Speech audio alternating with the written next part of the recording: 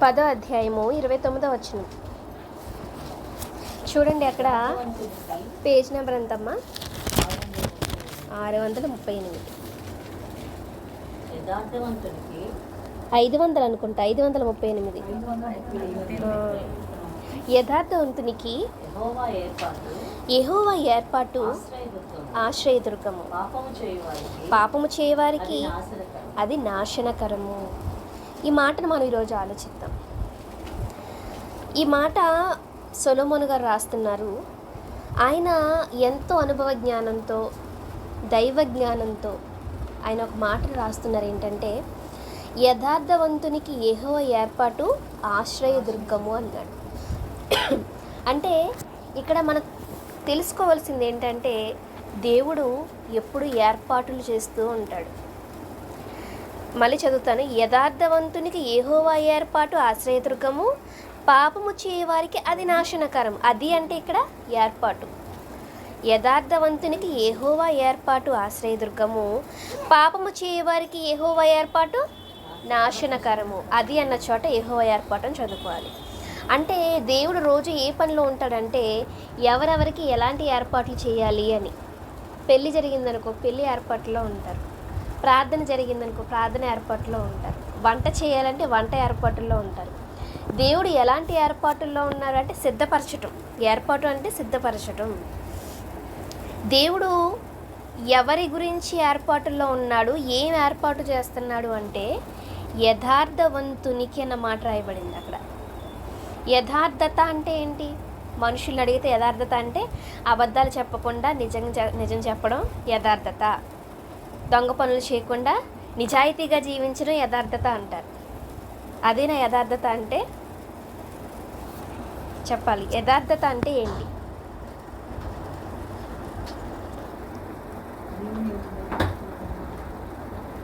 దేవుని యందు భయభక్తులు కలిగి ఉండటం, ఇంకా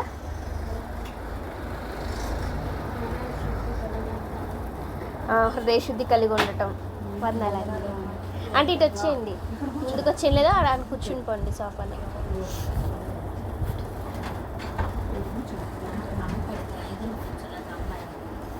దేవుని దగ్గర యథార్థత ఎవరి దగ్గర ఉంటుందంటే మనుషుల దగ్గర ఉంటుందని.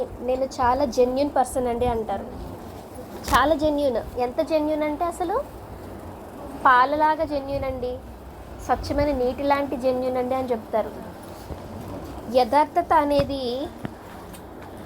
మనిషి చేస్తున్న క్రియలను బట్టి, మనిషి అబద్ధం ఆడకపోవడాన్ని బట్టి, లేదంటే మనిషి ఎవరిని నిందించకపోవడం బట్టి వచ్చేది కాదు యథార్థత. యెహోవా యందు భయభక్తులు కలిగిన వాడు, ఆయన జ్ఞానాన్ని కలిగిన వాడు, ఏ పాపము చేయకుండా దేవుని వాక్య ప్రకారంగా బ్రతికేవాడే యథార్థవంతుడు. లోకంలో చాలామంది దేవుని నమ్మరు. నేను చాలా నిజాయితీ పరుణ్ణి అంటారు. నీకు నిజాయితీ ఉండుంటే నిజంగా నువ్వు ఎవరిని నమ్మాలి అంటే ఈ లోకాన్ని సృజించిన యథార్థుడైన, ఏ కల్మషము లేని, ఏ మాయా లేని దేవుని నమ్మితేనే నువ్వు యథార్థవంతుడివి. ఇక్కడ దేవుడు ఏం చెప్తాడు? దేవుడి గురించి ఏమి రాయబడింది? యథార్థవంతునికి యెహోవా ఏర్పాటు ఆశ్రయదుర్గము. దేవుడు ఏర్పాట్లు ఎవరికి చేస్తున్నాడంటే యథార్థవంతులకు చేస్తున్నాడు. ఈ ఏర్పాట్లు ఎలా ఉంటాయి? యథార్థవంతులకే గనక ఏర్పాటు దేవుడు చేస్తే ఆ ఏర్పాటు ఎలా ఉంటుంది అంటే ఆశ్రయదుర్గంలా ఉంటుందంట. మన డోర్ వేసి పర్లేదా? యథార్థవంతుడికి దేవుడు యెహోవా ఏర్పాటు చేస్తే అది ఆశ్రయదుర్గంగా ఎలా మారుతుంది? ఆశ్రయదుర్గం అంటే ప్రొటెక్షన్, రక్షణ ఇచ్చేది. అందులోకి మనం వెళ్ళిపోతే మనం సురక్షితంగా ఉంటాము. అంటే దేవుడు ఎలా చేస్తారంటే కొన్ని సందర్భాల్లో మనం చిక్కుల్లో పడిపోయినట్టే ఉంటుంది, ప్రమాదంలోకి వెళ్ళిపోయినట్టే ఉంటుంది, కానీ అక్కడే మనకి రక్షణ ఉంటుంది.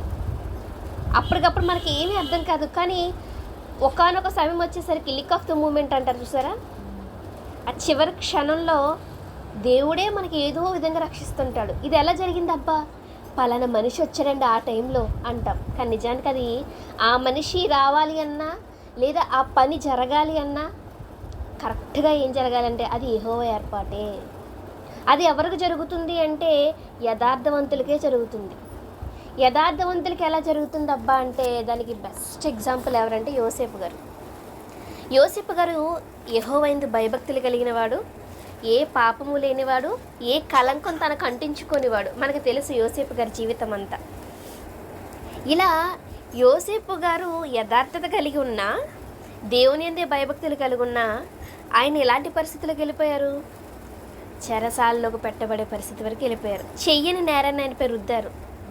అలా రుద్దినప్పుడు దేవుడు ఏం చేయాలి? కాపాడాలి. కానీ ఆయన కాపాడా, జైల్లో పెట్టించాడా? జైలుకి వెళ్ళాడు కదా. లోకస్తులు ఎలా ఆలోచిస్తారంటే, నిజంగా దేవుడు ఇంత యథార్థవంతుడికి శిక్ష పడుతుంటే, చెరసాల్లోకి పంపిస్తుంటే దేవుడు ఏం చేస్తున్నాడండి? నమ్మిన దేవుడు దేవుడు కాదా? ఈయన నిజంగా నమ్మిన దేవుడు దేవుడే అయితే చెరసాల్లోకి వెళ్లకుండా కాపాడాలి కదా అని మాట్లాడతారు. కానీ నిజానికి మనం ఆలోచిస్తే బైబిల్ ప్రకారంగా, లోకస్తుల వలె కాకుండా మనం బైబిల్ ప్రకారంగా ఆలోచిస్తే అది యెహోవా ఏర్పాటు. ఒకవేళ యోసేపు గారే అలా చెరసాల్లోకి వెళ్ళుండకపోతే ఫరో సింహాసనం మీద, ఫరో తర్వాత అంత స్థానానికి యోసేపు వెళ్ళేవాడా? ఆయన ఏమంటాడు? నీ అనుమతి లేకుండా ఒక కుక్క కానీ, ఒక మనిషి కానీ కాలు ఆడించడానికి కానీ, నోరు ఆడించడానికి కానీ సెలవు లేదు అన్నాడు. చదువుదాం ఒకసారి అన్నమాట. ఆదికాండము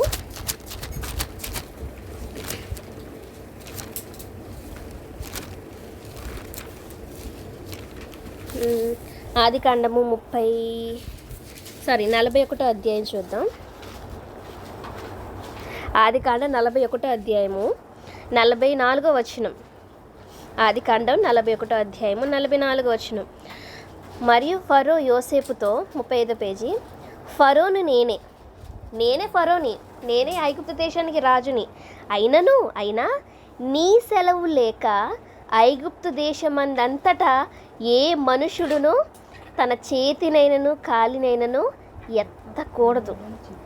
చూసారా ఎంత అధికారం వచ్చేసిందో? ఎందుకు వచ్చింది అధికారం చెప్పండి? దేవుడు అనేవాడే ఉంటే యోసేపు చెరసాల్లో వెళ్లకుండా కాపాడాలి కదండి. అతను ఎంత యథార్థవంతుడండి! ఇతని యథార్థత మనుషులమైన మా కళ్ళకు కనబడుతుంది. సర్వాంతర్యామి అంటాడు, ఏ పాపం చేయని పరిశుద్ధుడు అంటాడు. ఆ దేవునికి ఏ చింత బెంగ లేదా యోసేపు మీద? ఇలా మాట్లాడేవాళ్ళు మనతో మాట్లాడే వాళ్ళు లేరా?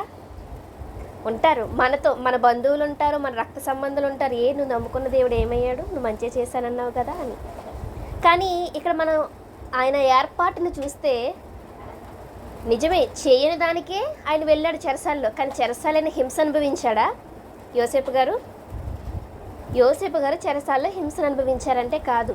చెరసాల నాయకుడే యోసేపు గారితో ప్రేమగా మాట్లాడి అక్కడ ఉన్న వాళ్ళందరి చేత పనులు చేయించేవాడంట చెరసాల్లో.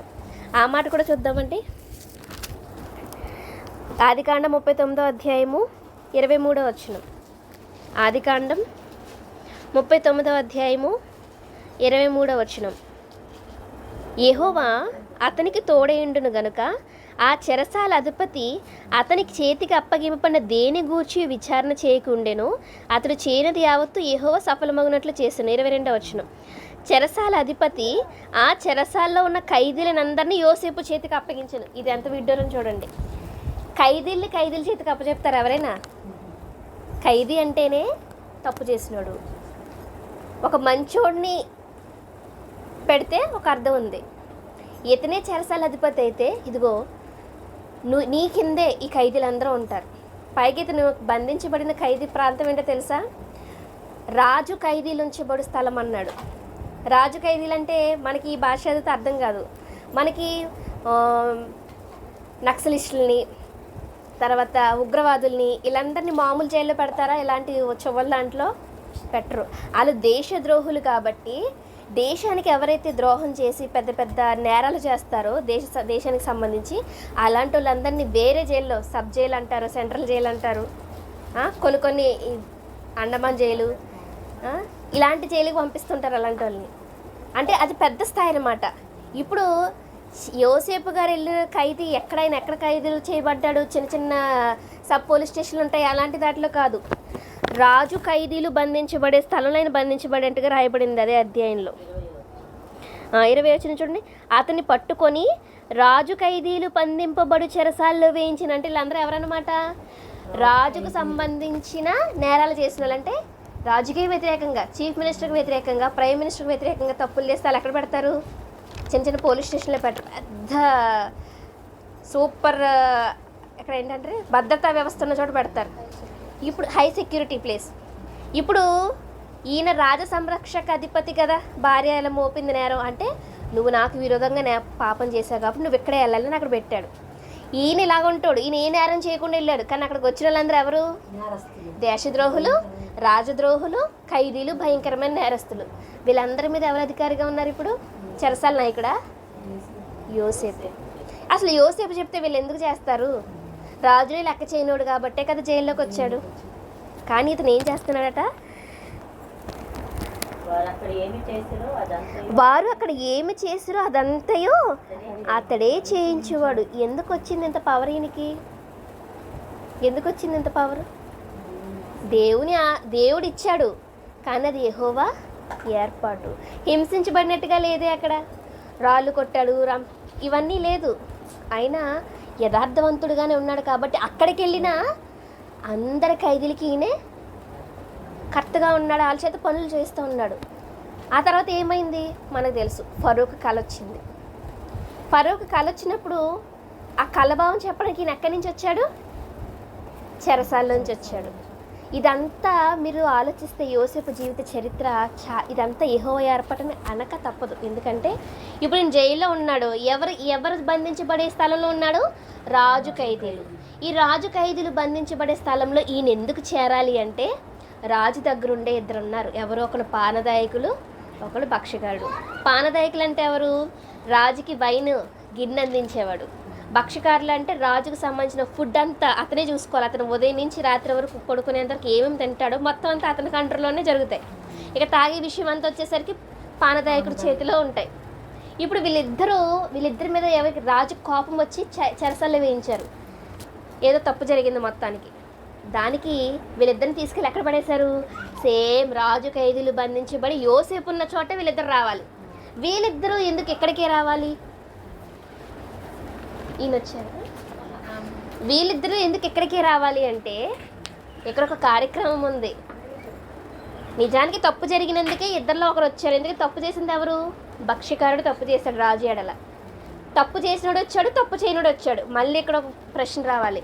తప్పు చేసినోడు శిక్ష అనుభవిస్తే అర్థం ఉంది. మరి తప్పు చేయనోడు ఎందుకు జైల్లోకి వెళ్ళాలి?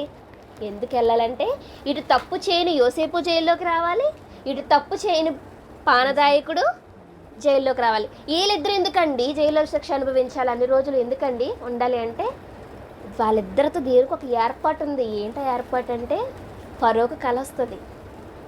ఫరోకు కళ వచ్చినప్పుడు అతను ఏం చేస్తాడు? ఇదిగో ఐగుప్తు దేశం అంతా 7 సంవత్సరాలు ఫలవంతమైన పంటలు పండుతాయి బాగా.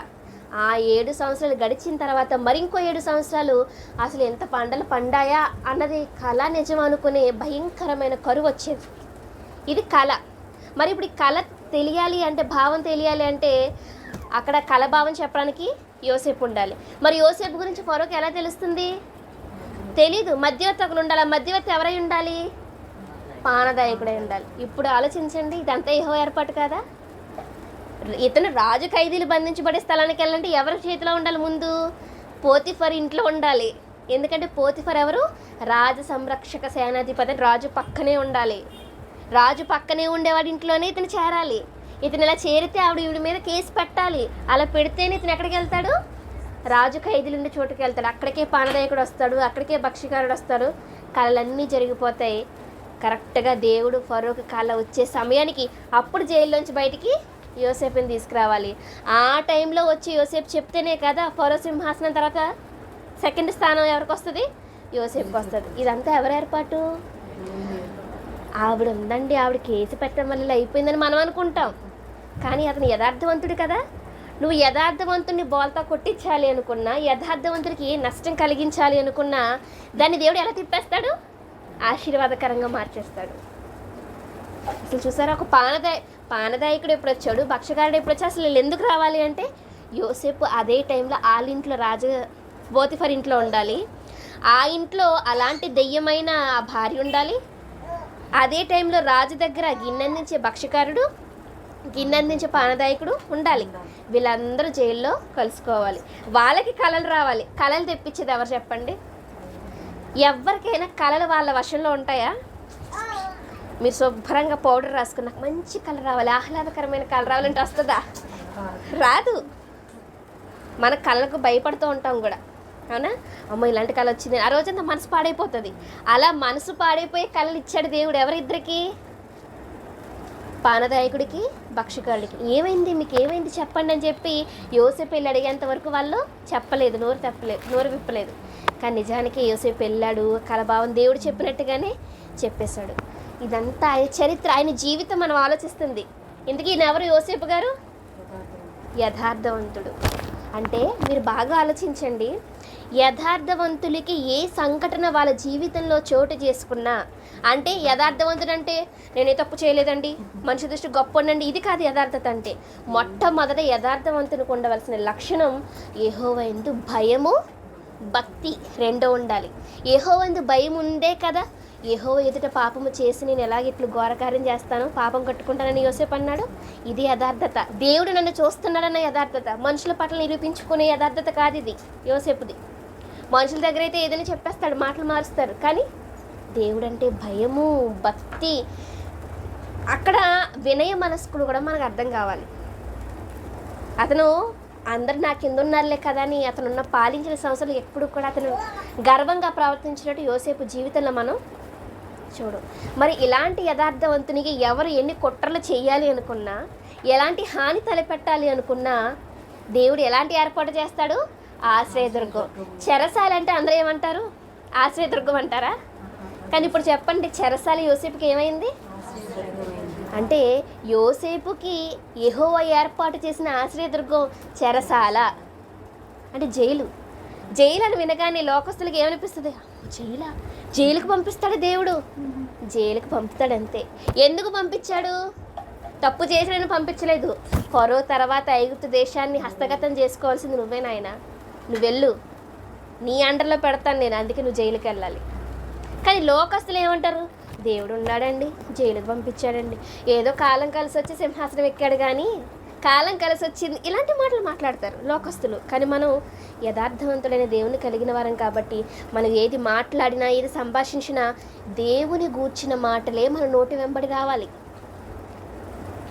ఇప్పుడు యోసేపు ఉన్నాడు, యథార్థవంతుడు.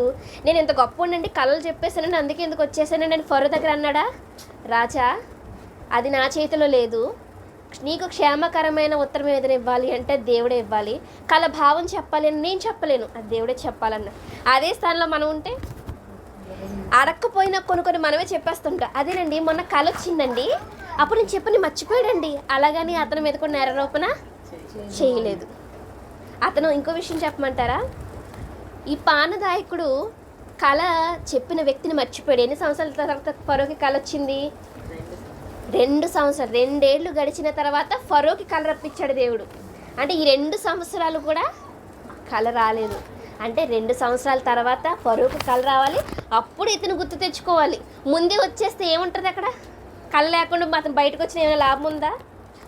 మనం అనుకుంటాం, వీడు వెళ్ళాడు మర్చిపోయాడు, ఈ లోపల నేను బయటికి వెళ్ళి ఎక్కడికో పని చేసుకుంటున్నా, పిల్లల్ని పెళ్లి చేసుకుని పిల్లలకి అంటూ ఉండొచ్చు అని మనం ఆలోచిస్తాం. కానీ యెహోవా ఏర్పాట్లు అది లేదు. అతను మర్చిపోవాలి, అతను మర్చిపోయిన తర్వాత ఇతను కళ రావాలి, ఈ కళ గురించి చెప్పినప్పుడు ఇతనికి జ్ఞాపకం రావాలి. ఇలా జ్ఞాపకం వస్తేనే కదా ఆ టైంకి ఫరో ముందు నిలబడతాడు. అంటే ఇదంతా ఏంటన్నమాట? ప్రణాళిక. ఒక సినిమా చూస్తున్నారనుకోండి, అక్కడ ఏదో సస్పెన్స్ జరుగుతున్నట్టుంటుంది. అది హీరోకి కానీ హీరోయిన్కి కానీ అందులో ఉన్న మనుషులకు తెలీదు, మనకు తెలుసు. నేనుంటే బాగున్నాను, చెప్పేద్దును, అయ్యలు తెలియట్లేదు అని ఒక టెన్షన్ ఉంటుంది. ఒక లైఫ్లో కూడా అంతే, మన జీవితంలో కూడా అంతే. మన జీవితంలో మన కళ్ళ ముందు కనిపిస్తున్నవి చాలా ఇబ్బందికరంగా ఉంటాయి. బాబు ఇది తట్టుకోలేను ఎలాగా అనుకుంటాం, బయటపడలేను, వాళ్ళే బాగున్నారు అనుకుంటాం. కానీ దాని నుంచి బయట పడేయడానికి దేవుడి దగ్గర చాలా మార్గాలు ఉన్నాయి. దానికి మనకి కావాల్సిన ముందు ఓర్పు ఉండాలి. ఆ ఓర్పు ఎలా వస్తుంది? దేవుడు ఉన్నాడని నమ్మకం ఉంటేనే ఓర్పు వస్తుంది. దేవుడు నాకు సహాయం చేస్తాడు, ఆయన ఉన్నాడు కదా, ఆయన చూసుకుంటాడు, ఆయనే నాకు సహాయం, భూమి ఆకాశంలో సృజించిన యెహోవా వల్లనే మనకు సహాయం కలుగుచున్నదని కీర్తన గ్రంథంలో ఉంటుంది. ఇదే మాట యోసేపు గారు నమ్మారు. యథార్థవంతుడు, యథార్థవంతునికి యెహోవా ఏర్పాటు ఆశ్రయదుర్గము. ఈ మాట సామెతల గ్రంథంలో చదువుకుంటే ఎంత బాగుంది. ఇదే మాట అధికాన యోసేపు గారి జీవితానికి అప్లై చేస్తే యోసేపుకు యెహోవా ఏర్పాటు చెరసాల. ఇలా టైటిల్ పెట్టండి మీరు, ఏమర్థం అవుతుంది వాళ్ళకి? అంటే దేవుడు ఇలా చేస్తారన్నమాట. అమ్మో ఈ దేవుడు నమ్ముకోకుండా ఎందుకమ్మా? వెంటనే ఆయన వచ్చి, దేవుడు ఎలాంటి వాడంటే అన్నీ తీసుకొచ్చి కళ్ళ ముందే పెట్టడు. డైరెక్ట్గా పూల పాన్పు అంటారు చూసారా, పూల పాన్పు మీద పూల బాటలు నడిపించడు ఆయన. కొన్ని మనకి ఇబ్బందులు కలగజేస్తాడు. అవి కూడా ఎందుకు అంటే మనకు పరీక్ష. అది రాబోయే కాలంలో మన పిల్లలకో లేదా మన తోటి సంఘస్థులకో ఎవరికో సభ్యులకో అదొక గుణపాఠం కావచ్చు, అదొక మాదిరి కావచ్చు. అందుకే దేవుడు చేస్తాడు. యథార్థవంతునికి యెహోవా ఏర్పాటు ఆశ్రయదుర్గం. కిందే ఉందండి సామెతల గ్రంథం 10వ అధ్యాయం 29వ వచనంలో, పాపము చేయు వారికి అది నాశనకరం. అంటే పాపం చేసే వాళ్ళకి కూడా యెహోవా ఏర్పాట్లు ఉన్నాయి. ఎప్పుడు దేవుడు మంచోడండి, దేవుడు పక్షపాతి కాదు అంటాం. ఎంత పక్షపాతి కాదంటే మంచోళ్ళకి ఎలా ఎక్కడెక్కడ ఏమేమి జరగాలని ఎలా ఏర్పాట్లు చేస్తాడో చెడ్డ వాళ్ళకి కూడా ఏర్పాట్లు చేస్తాడు. ఎలా చేస్తాడు ఏర్పాట్లు? ఇది మన గత శనివారం మనం మాట్లాడుకున్నాం, గుర్తుందా మీకు? గుర్తుందా? దేవుని ఏర్పాట్లు ఎలా ఉంటాయి? మంచి వాళ్ళకైతే ఎలా ఉంటాయి, మరి పాపం చేసే వాళ్ళకి ఎలా ఉంటాయి? పాపం చేసే వాళ్ళకి ఎలా ఉంటాయి? ఒకసారి ఆ రిఫరెన్స్ జ్ఞాపకం చేసుకుందాం, ముగించేస్తాను. నేను ఒక 2-3 నిమిషాలు ముగించేస్తాను. చెప్పండి, నాకు గత వారం నేను చెప్పిన రిఫరెన్స్ ఒకసారి చెప్పండి ఎవరైనా.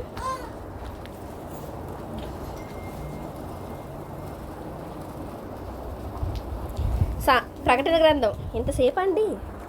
ప్రకటన గ్రంథం 9వ అధ్యాయము 15వ వచనం.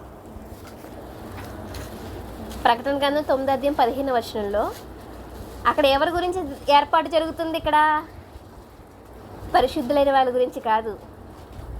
దేని గురించి ఎందుకు జరుగుతుందంటే, మనుషులలో 3వ భాగమును సంహరింపవలనని అదే సంవత్సరం, అదే నెల, అదే దినము, అదే గంటకు సిద్ధపరచబడి ఉండిన. ఆ మాట మీరు చూసుకోవాలి. సిద్ధపరచబడిన అంటే ఏర్పాటు చేయబడిన ఆ 4 దేవదూతలను వదిలిపెట్టుట. అంటే ఇక్కడ చూడండి ఎంత పర్ఫెక్ట్గా టైమింగ్ ఇచ్చాడు. మళ్ళీ చెప్తున్నాను నేను, అదే సంవత్సరం అంట, అంటే 2022, అదే నెల ఆగస్ట్, అదే దినం ఏం వారం ఈరోజు? శనివారం. అదే గంట, ఇప్పుడు టైం ఎంత? 4:30. అంటే గంటతో, రోజుతో, సంవత్సరంతో, నెలతో సహా ఏర్పాటు చేసేస్తున్నాడు. ఏ నాటికి ఈడు ఆ నాటికి చాలును, రేపటి దినము దాని సంగతిని గూర్చి విచారించిన మత్తయి సువార్తలో యేసుక్రీస్తు వారు చెప్పారే. అంటే రేపు ఏ కీడు జరుగుతుందని నువ్వు భయపడక్కర్లేదు. ఎందుకంటే నువ్వు యథార్థవంతుడు అయితే నీకు అంతా ఆశ్రయదుర్గం చెందని ఉన్నావు, యెహోవా చేతులను ఉన్నావు, నీకు అంతా క్షేమంగానే ఉంటుంది. అయితే రేపు ఏం చేయాలి, రేపు ఏం జరుగుతుంది, అమ్మో ఎలాగా అని భయపడతారే వీళ్ళు దేవుని నమ్మని వాళ్ళు.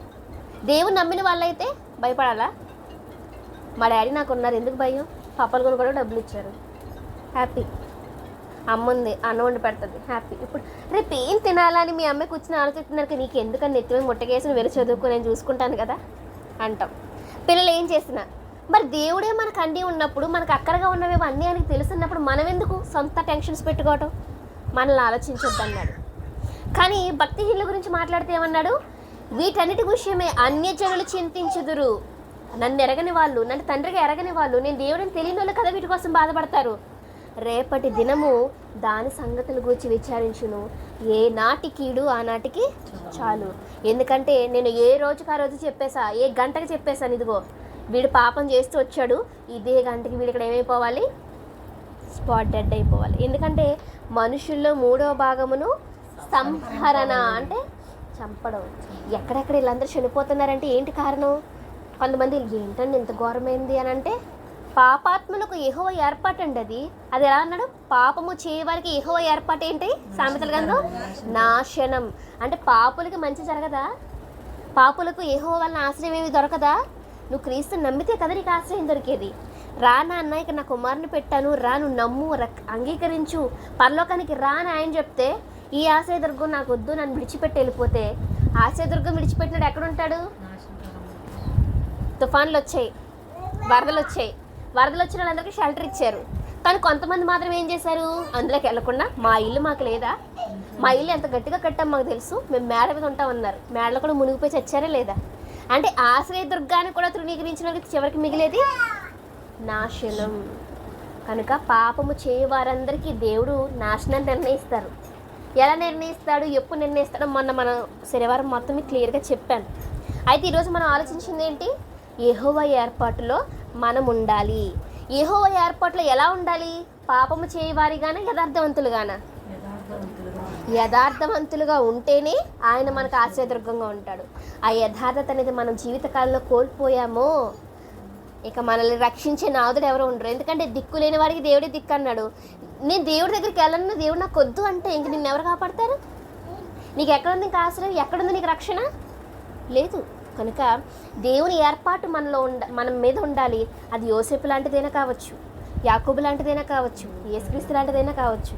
వాళ్ళందరి జీవితాలు చదివితే, మన బైబిల్ చదివితే మనకు అర్థమయ్యేది ఏంటంటే, మనం దేవుణ్ణి ఆనుకొని ఉన్నంత కాలం, దేవుని మీద పరిపూర్ణంగా విశ్వసించినంత కాలం మన జీవితంలో జరిగే ప్రతి చిన్న సంఘటన కానివ్వండి, పెద్ద సంఘటన కానీ అన్నీ ఆయన సెలవుతోనే జరుగుతాయి.